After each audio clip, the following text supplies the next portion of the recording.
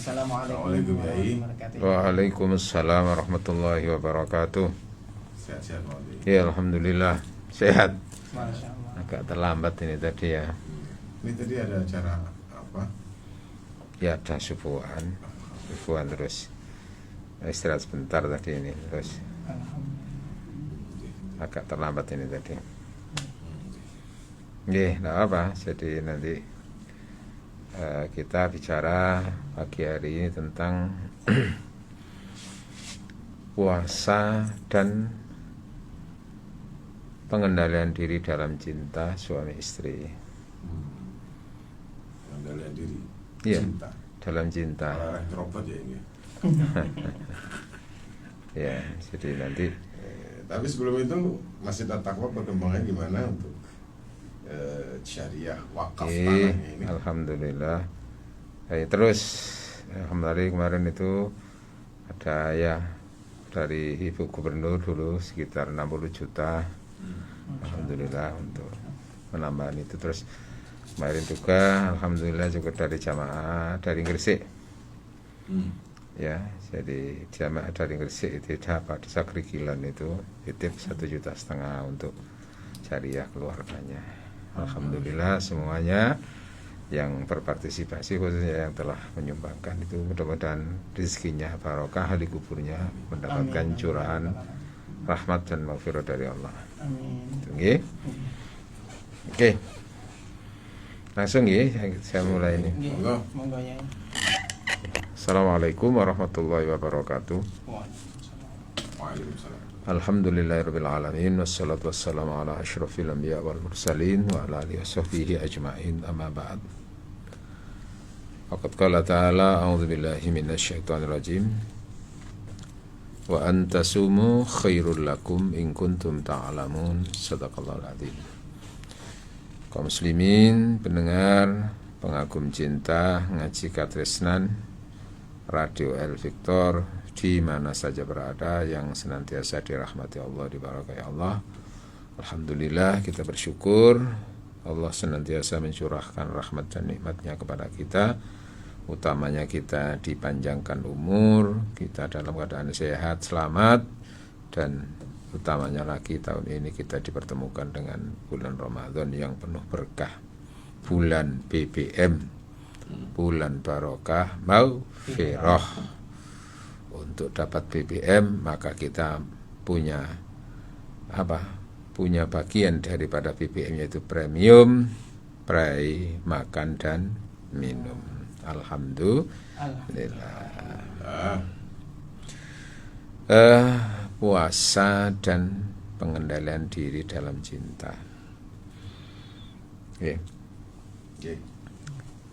Jadi, tujuan utama atau visi misi cinta suami istri di dalam Al-Quran itu kan sudah dinyatakan, yaitu supaya suami istri ini hidup sakinah, hidup dalam kenyamanan, ketentraman, keteduhan, pokoknya enak, pokoknya adem ayem lah istilah wong Jawa. Nah, bahasa adem ayem itu di dalam Al-Quran disebut dengan istilah sakinah. Sakinah ini sebuah kebahagiaan, bukan hanya bersifat kebahagiaan lahiriah, tapi yang paling utama itu adalah kebahagiaan yang bersifat batiniah. Kebahagiaan bukan semata-mata capaian urusan dunia, tapi yang lebih utama lagi sakinah itu menggambarkan kebahagiaan yang mengarah kepada capaian kebahagiaan ukhrawiyah gitu. Nah, di dalam Al-Quran yang namanya kebahagiaan, ketentraman dalam diri masing-masing orang yang beriman, ya, itu pusatnya ada di hati. Pusatnya ada di hati. Nah, ternyata juga dibatasi, semua orang itu punya hati, tapi tidak semua jaminan yang berhati itu mendapatkan kenyamanan, ketentraman tadi itu. Tapi dibatasi oleh Allah hati qulubil mu'minin, hati orang-orang yang beriman. Hati orang-orang yang beriman. Nyaman, tenang, tentram. Hati orang-orang yang beriman, sebagaimana Allah menyatakan di surat Al-Fatih ya, ayat 4 itu Allah menyatakan a'udzubillahi minasyaitonirrajim huwallazi anzalas sakinata fi qulubil mu'minin. Allah lah, dialah Allah yang anzala, menurunkan. Bahasa lain itu menganugerahkan. Jadi kata-kata menurunkan itu gambaran karena intinya Allah itu berada di atas, dalam arti di atas itu bukan tempat gitu ya, karena Allah tidak bertempat. Tapi menggambarkan atas itu adalah zat yang maha atas, zat yang maha tinggi. Nah, lalu manusia itu gambarannya adalah berada di tempat yang rendah di bumi. Ya gitu. Maka dari atas ke bawah itu namanya menurunkan. Nah, diturunkannya itu di mana? Ternyata bukan di fisik semata-mata itu, tapi ada di hati. Hatinya siapa? Hati orang yang beriman. Mengapa kok disebut dengan orang yang hati orang yang beriman, kok tidak hati manusia secara umum?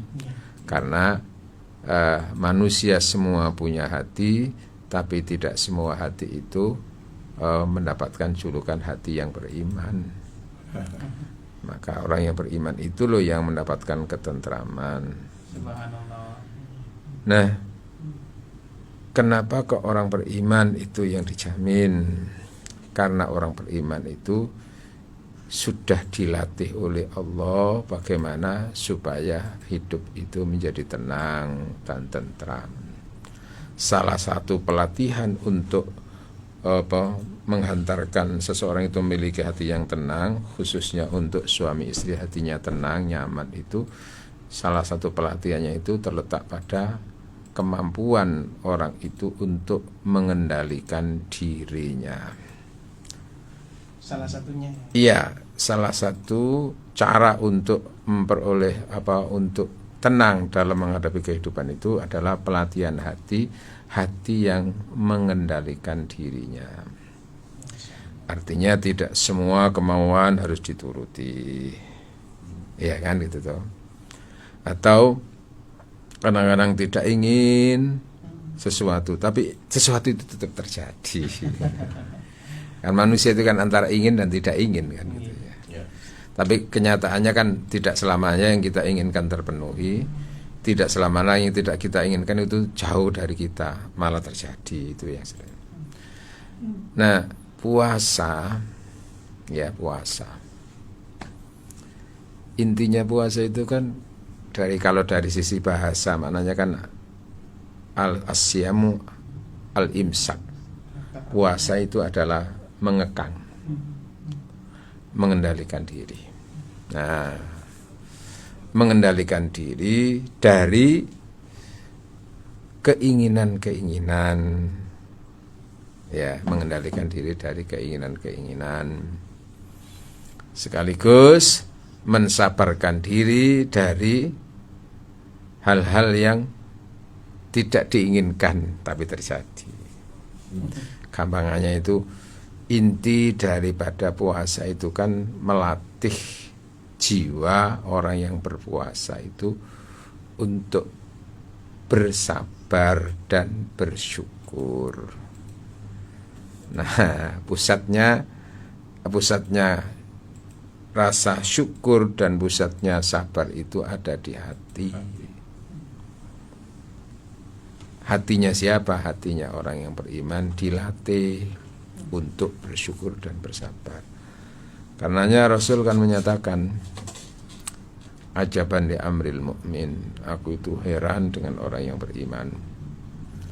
Innal amro kana kulluhu khairan lahu. Aku heran dengan orang beriman. semua urusannya baik. Jadinya itu. Ini kan cita-cita dan ideal. Kalau ada orang beriman nggak seperti itu, ya berarti nggak masuk yang kategori yang ideal ini, gitu loh. Apa? Urusannya maunya baik. Pertama, idza asobatu saro, apabila ia menerima kesenangan, apabila ia mendapatkan kesenangan. Asoba itu kan mendapatkan bagian. Iya kan? Ya. Bagian yang diterima itu adalah kesenangan-kesenangan, fasyakara, maka ia syukur, syakara, syukur. Wa idza asabatu dharra, dan apabila yang ia temui atau yang ia dapatkan itu dharra, sesuatu yang menyusahkan. Ya, sesuatu yang tidak enak lah gitu. Sabara, ia bersabar. Sabar menghadapi sesuatu yang tidak enak, tidak menyenangkan tadi itu. Ya kan itu intinya kan di situ. Sabar. Nah, maka pusatnya kenyamanan itu kan ada di syukur dan sabar. Diberi apapun banyak, tapi kalau tidak disyukuri kawan rasane. Masya Allah. Nggak bisa menikmati.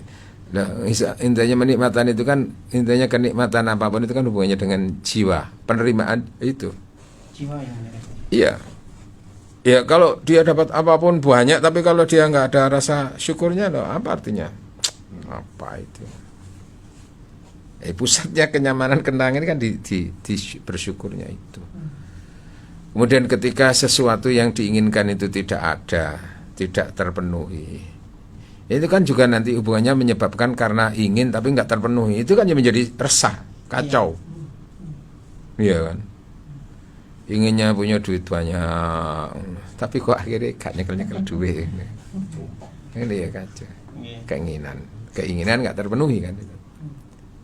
Nah, itu namanya suasana yang tidak menyenangkan. Apa? Sabar. Sabar dan ikhtiar. Rasulullah Muhammad sallallahu alaihi wasallam bersabda, "As-siyamu nisfus sabri was-sabru nisful iman." Ya. Puasa itu separuh dari kesabaran. Intinya itu puasa itu adalah kesabaran, separuh dari kesabaran. Was-sabru, dan sabar itu sendiri adalah nisful iman, separuh daripada keimanan. Oh, iya kan? Bahwa intinya memang di dalam berpuasa itu melatih orang itu sabar. Sabar dalam hal menerima kenikmatan, itulah sebutannya syukur. Sebab kalau menerima kenikmatan tidak syukur itu kan sering disalahgunakan, berarti tidak punya kemampuan untuk sabar menerima kenikmatan. Bahasa lain ya syukur itu. Nah, syukur itu kan mempergunakan segala sesuatu karunia sesuai dengan tujuan Allah memberinya. Gitu. Itu kan namanya memanage, mengendalikan tadi itu. Karena memang bagi orang yang beriman, nikmat-nikmat yang diberikan oleh Allah itu satu sisi itu anugerah, tapi itu adalah ujian. Iya, ujian ya. Jadi nggak semuanya nikmat ya. Loh, ya artinya dibalik nikmat itu ujian. Ujian. Setelah orang itu diberi nikmat ini mau apa sikapnya? Loh, gitu loh ya. Makanya Sulaiman itu ketika ia mendapatkan anugerah yang tidak diberikan kebanyakan para nabi dan manusia umumnya, apa?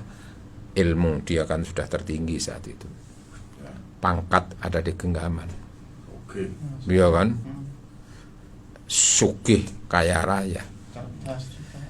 Tapi semuanya itu lalu disikapi oleh Sulaiman bagaimana hadza min fadli rabbi, semua ini karunia Allah, liyabluwani, untuk menguji aku. Loh, ashkuru, apakah aku bersabar, dalam arti apakah aku bersyukur dengan ini.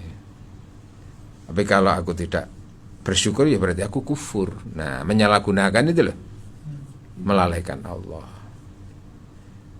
Maka ya tidak menjadi sebuah ketentraman, tidak menjadi sebuah kebaikan nanti itu.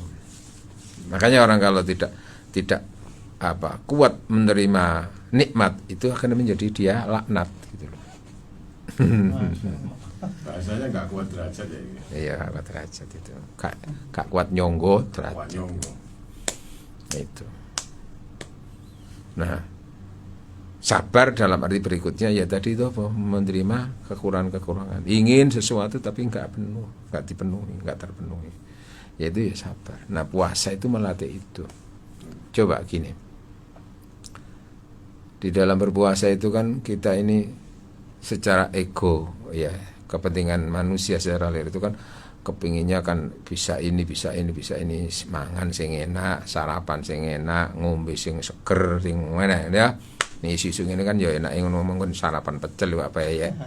Ya, sambal sing pedes, mari ngono apa ngombe kopi, ngombe apa teh seger, enak seger ya mbak rokokan. Sempurna. Sebetulnya kan kita bisa itu saat ini.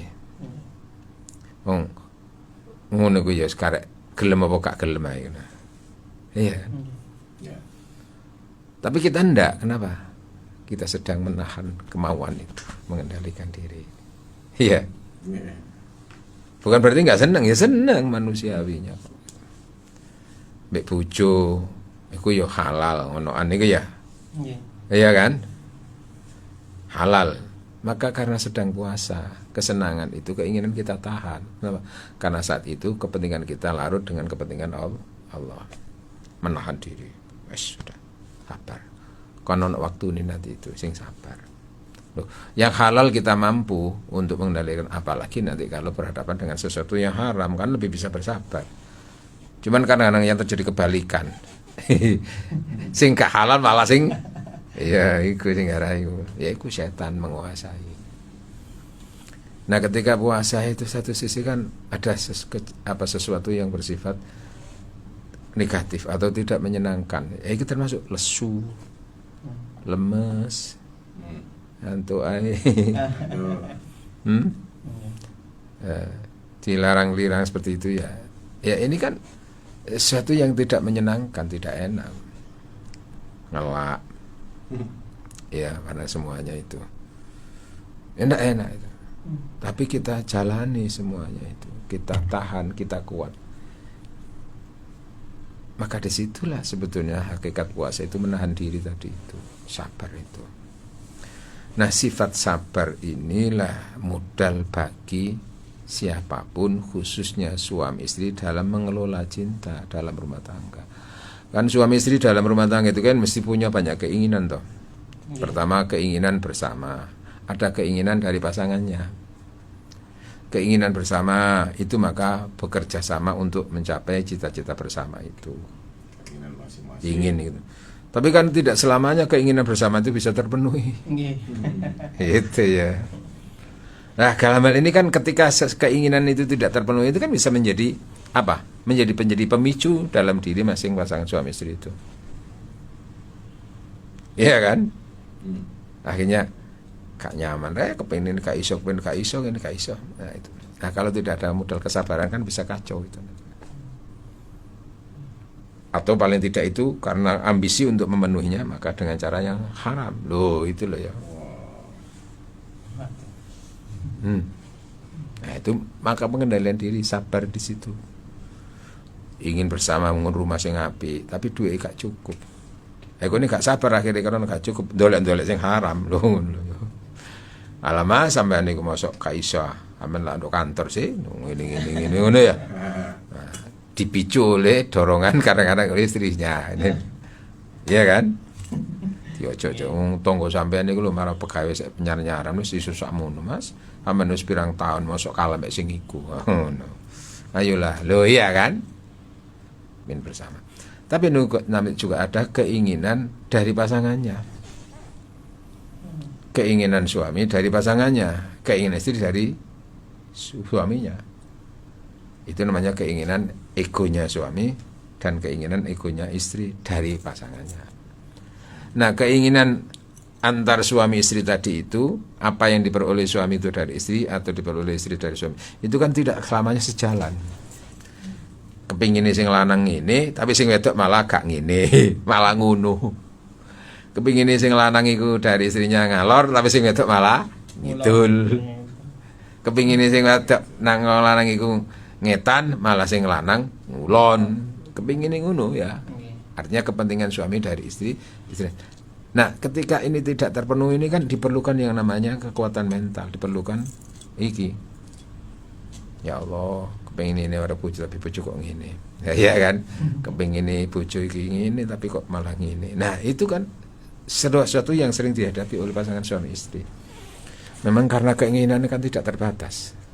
Yang namanya ingin. Tapi kan kemampuan sangat terbatas. Itu kan yang namanya bayangan itu kan enggak terbatas. Tapi kenyataan itu kan terbatas. Nah, di situ. Maka puasa itu melatih untuk orang itu bisa mensabarkan diri menghadapi kemungkinan kenyataan-kenyataan yang dihadapi, baik itu kenyataan yang menyenangkan atau kenyataan yang menyusahkan. Nah, pengendalian diri antar suami istri dalam mengelola cinta, mengelola kehidupan rumah tangga, itulah juga termasuk bagian daripada sumber kenyamanan dan ketentraman. Nah, karena mengelola diri untuk mengendalikan diri itu adalah bagian daripada ajaran agama, ajaran Allah, maka akhirnya di situ adanya ketenangan, ketentraman itu muncul atau datangnya dikaruniakan oleh Allah. Jadi kebahagiaan, kenyamanan rumah tangga itu kan tidak otomatis begitu saja, tapi melalui sebuah ikhtiar antar suami istri itu. Ikhtiar utama itu adalah ikhtiar melalui pengelolaan hati menghadapi kenyataan-kenyataan dalam hidup itu. Syukur dan sabar itulah maka menjadi sumber dan motivasi untuk mendapatkan ketenangan dengan bertumpuh kepada Allah Subhanahu wa taala, sehingga Allah menganugerahkan itu kenapa? Karena manusia juga mau berupaya untuk ke sana. Makanya iman itu loh menjadi pusat daripada munculnya ketenangan dan ketentraman. Karena itu ketika ditanya siapakah orang yang paling kuat itu, nah Rasul kan menyatakan siapa orang yang kuat itu, siapa orang yang perkasa itu. Ternyata perkasa bukan terletak pada kemampuan seseorang untuk menjatuhkan lawan ketika bertarung, tapi adalah orang yang kuat dan perkasa itu orang yang mampu mengekang dan mengendalikan diri ketika ketika ia punya keinginan.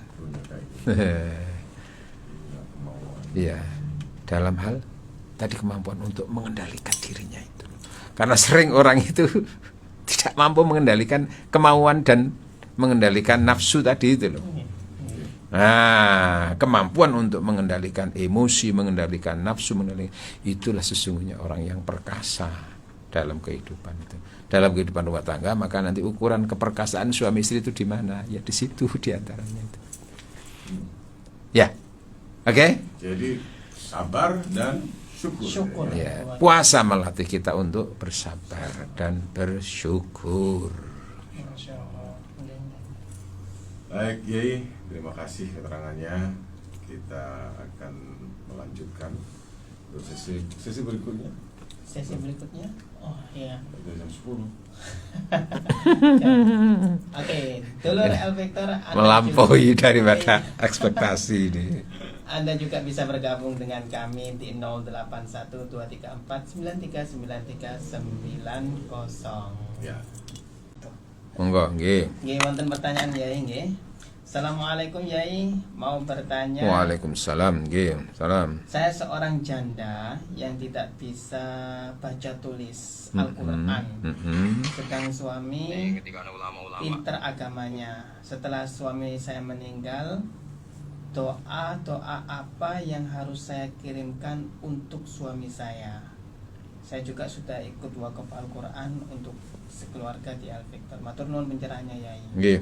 Oke, matur Ibu sudah ikut wakaf ya. Jadi untuk orang yang kita cintai dalam hal ini adalah suami yang meninggal ya, bagi seorang istri itu doa yang paling diinginkan itu adalah doa istighfar. Doa istighfar. Iya. Karena itu modal utama itu bagi orang yang meninggal itu adalah istighfar itu di hadapan Allah Subhanahu wa taala. Nah, istighfar itu kalau masih hidup ya dirinya sendiri, kalau sudah mati itu diistighfarkan orang yang hidup, khususnya adalah orang-orang yang dicintainya. Karena itu Allah perintahkan alladzina ja'u min ba'dihim yaquluna rabbana ighfir lana wa li ikhwanina alladzina sabaquna bil iman. Mereka-mereka ahli surga itu yaquluna senantiasa mengucapkan kata doa rabbana ighfir lana, ya Allah ampunilah dosa-dosa kami, wa li ikhwanina alladzina sabaquna, dan untuk saudara-saudara kami yang lebih dulu beriman, yang lebih dulu dimatikan. Karena itu Rasul mengajarkan doa istighfar itu kan astaghfirullahaladzim li wali ashabil hukukil wajibat, dan bagi siapa saja yang hak-haknya ada di saya. Ya, dalam ini kan ada suami istri. Wali jami'il muslimin muslimat. Istighfar itu modal utama. Yang kedua adalah sebisa mungkin kalau kita diberi kemampuan untuk bersedekah, ya sedekah itu yang juga dibutuhkan dari yang meninggal. Salah satu keinginan orang yang meninggal itu kan kalau sebenarnya bisa diberi kesempatan itu kan ingin hidup kembali. Laula akhartani ila ajalin qarib, mengapa engkau tidak menunda kehidupan saya di dunia ini ya Allah, beritahu dulu untuk bisa ditunda. Nanti kalau saya bisa ditunda, selama penundaan itu fasadaqah wa aku minas sholihin, maka saya akan bersedekah dan aku menjadi orang yang soleh. Ya gitu. Jadi keinginan itu sedekah. Nah, maka itu kan sudah tidak terpenuhi karena sudah mati. Maka yang hidup itulah yang bisa mungkin itu memenuhinya keinginan untuk bersedekah sesuai dengan kemampuan yang hidup. Ya, kemampuan dan tentu kemauan. Kalau ada kemampuan nggak ada kemauan ya nggak bisa. Ada kemauan tapi tidak ada kemampuan ya nggak bisa. Ya saya akhirnya tunggu mau apa. Gitu Bu nggih. Jadi dengan doakan terus wa minas sholihin itu aku akan menjadi orang yang soleh. Itu berarti apa juga sebisa mungkin keluarga yang ditinggal itu menjadi orang-orang yang soleh, anak-anak menjadi anak yang soleh. Itu juga bagian daripada tinggalan anak sing soleh, itu yang akan membuat si orang yang meninggal itu merasa tersiram. Kalau sudah kepanasan dapat siraman, haus mendapatkan apa itu ya, anak-anaknya menjadi anak yang soleh itu, dan istri yang ditinggal juga bisa menjadi istri yang solihah. Tapi apakah bukan dengan begitu lalu tidak ada kemungkinan istri ini untuk menikah lagi? Menikah lagi itu bukan hambatan untuk berstatus sebagai istri solihah. Tetap ya selama menikah lagi dan itu akan lebih baik hidupnya, dan dia tidak pernah melupakan yang meninggal, itu juga tetap akan menenteramkan orang yang meninggal. Karena kalau sudah meninggal itu kan bukan egonya lagi, nggak ego lagi. Tapi apa yang terbaik menurut Allah untuk yang meninggal dan apa terbaik untuk yang hidup itu gitu loh. Egonya kilan salama itu lo muncul damai. Apa yang terbaik itu keluarga itu. Nggak ego ya. Ya, nggak apa-apa. Makanya di surga itu kan salama damai. Karena ketika sudah meninggal itu apa yang terbaik menurut Allah itulah yang diinginkan. Nah, menikah lagi itu kan tetap sesuatu yang baik dalam syariat. Kalau memang dengan menikah hidupnya lebih baik. Nah, seperti Rasulullah itu kan begitu, tetap menikah walaupun cinta sama Khadijah. Ya. Jadi nggak mungkin kan yang mati terus kon rapi mana kon awas kon aku mau celan dunya tak cocok pun bunane ka ono. Itu ya. Oke, kalau sekiranya ada keinginan seperti itu. Tapi kalau sudah aku niat menjaga ini saja, nggak mungkin aku akan menikah lagi. Ya monggo gitu loh. Monggo enggak apa-apa, boleh saja pilihan gitu. Tapi kan ada pilihan yang terbaik di antara yang baik gitu. Jadi yang persoalannya kan tidak bisa baca Quran, tidak bisa tulis Arab. Berdoanya seperti apa ini? Doanya ya bisa dengan bahasa Indonesia, karena Allah itu tidak harus hanya bahasa Arab saja yang didengar itu. Allah mengerti semuanya, tanpa doa pun tanpa bahasa pun Allah mengerti kok. Apalagi dengan bahasa yang dimengerti orang yang berdoa itu. Cara Jawa, cara bahasa Arab apa terserah itu. Gitu loh nggih. Cuman memang di dalam sholat tidak boleh dirubah dengan bahasa kita sholat itu, karena mahdho murni kalau sholat itu tidak boleh dirubah-rubah lagi. Murni bahasa Arab. Nah, doa di luar sholat itu yang bisa dengan bahasa apapun. Itulah ya. Gampang Gusti Allah. Waktu kalian kelas ya. Nggih, alhamdulillah.